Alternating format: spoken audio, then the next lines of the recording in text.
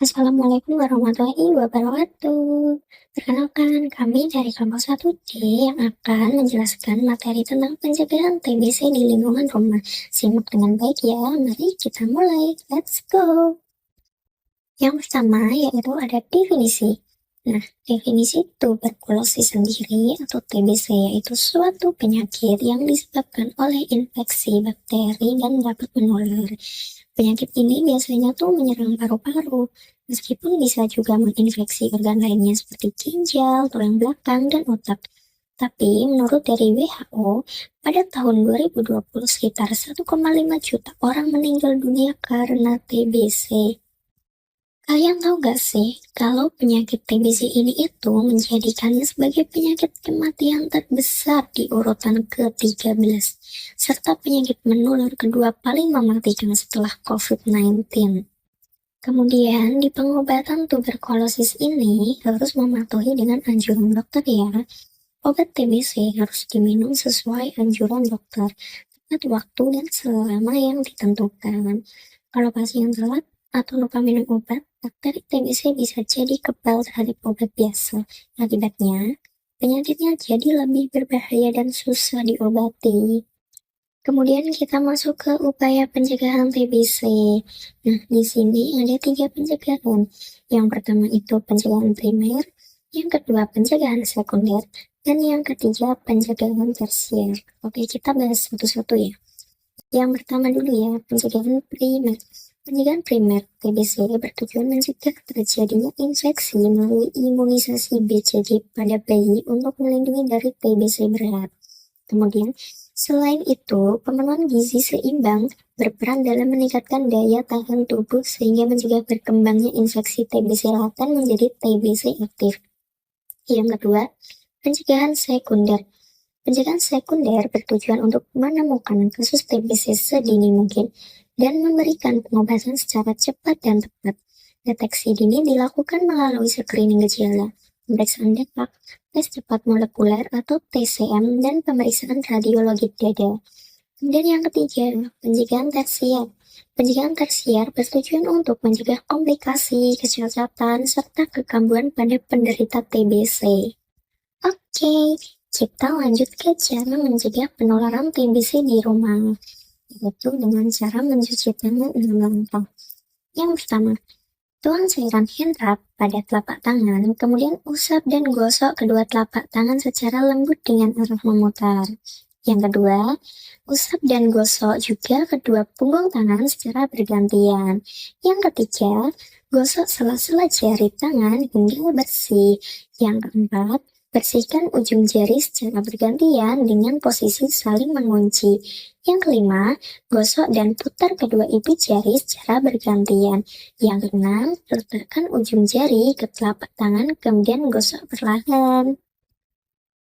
Oke teman-teman, kita lanjut ke apa yang harus dilakukan jika anggota keluarga terkena TBC. Nah, yang pertama itu, ikuti pengobatan yang dianjurkan, yaitu pastikan anggota keluarga yang terinfeksi mengikuti pengobatan yang dianjurkan oleh dokter dengan disiplin. Pengobatan TBC biasanya berlangsung selama 6-9 bulan dan harus dijalani dengan konsisten. Kemudian yang kedua ada pantau kesehatan anggota keluarga lainnya, yaitu lakukan pemeriksaan kesehatan untuk anggota keluarga lainnya yang tinggal serumah, terutama jika mereka menunjukkan gejala-gejala TBC. Kemudian yang ketiga, edukasi dan dukungan. Berikan edukasi kepada seluruh anggota keluarga mengenai TBC, cara penularan, dan langkah pencegahannya. Dan pasti dari kalian bertanya-tanya kan, bagaimana sih cara kita menjaga lingkungan rumah agar terhindar dari ancaman TBC? Ini nih yang paling utama, kalian harus simak baik-baik ya. Yang pertama, ventilasi rumah yang baik. Buka jendela dan pintu setiap pagi agar sinar matahari dan udara segar masuk.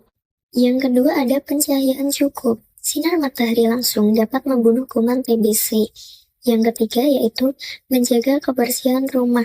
Pastikan dari kalian menyapu dan mengepel lantai secara rutin ya, kemudian bersihkan perabot rumah dari debu. Yang keempat ada etika batuk dan bersin. Ketika kalian batuk atau bersin, tutup mulut dan hidung menggunakan tisu atau siku bagian dalam. Kemudian buang tisu bekas batuk ke tempat sampah tertutup.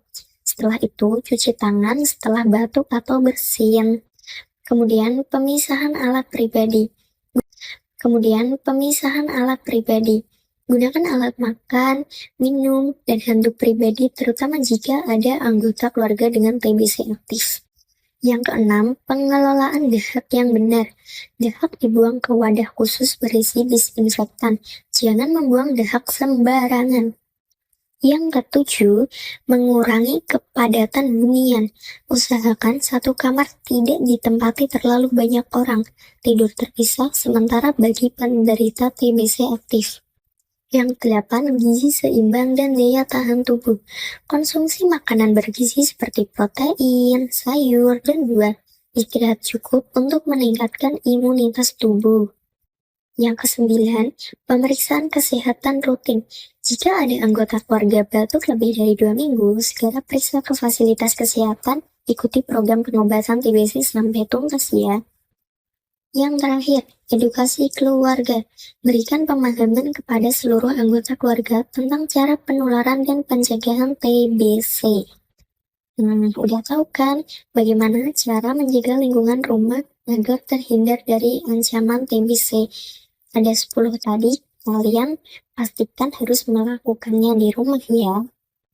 Yap, cukup sampai di sini. Sekian penjelasan tentang TBC hari ini. Semoga bermanfaat.